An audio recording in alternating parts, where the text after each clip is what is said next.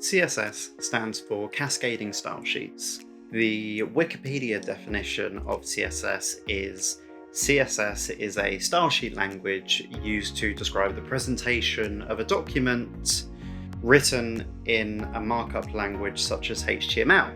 Now what that means is CSS makes HTML look good through pretty colors and beautiful layouts and animating something across the page. Developers commonly write CSS or styles in what's known as a style sheet. These are typically external files where it has all of the rules of how a page should look and how the elements on the page should be styled. What this actually means in human terms is how does the title of the page look? What is the font size of the title? What color is the title?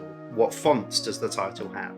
Or it could be as complex as what is the style of this 3x3 grid of products? What's the width and height in pixels? Do they have a background color? Do they have a shadow behind them? What's the space between each of the items? Let me break it down for you just a little bit more, okay? So let's take a HTML page that has no styling at all, right?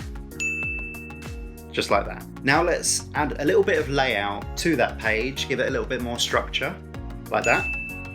And finally, let's add a little bit of color to the page, give it more of a pop, get the brand color in there, just like that.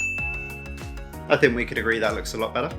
Now, CSS has come a long way since it was invented back in 1996. Before CSS was a thing, developers had to style and build pages using only HTML.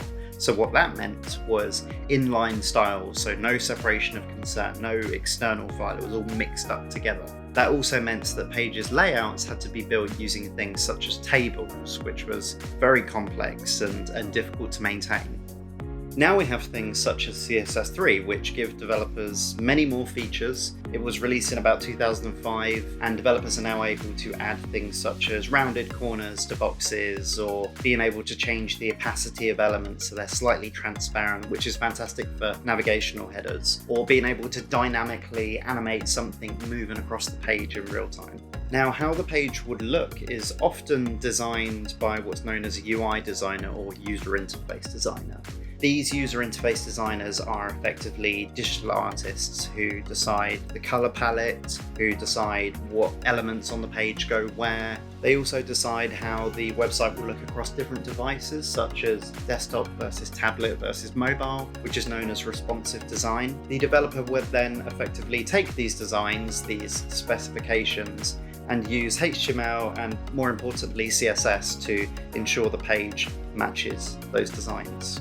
In summary, developers can build pages using only HTML, but CSS is what's needed to give it color, to give it shape, to make it look across different screen sizes.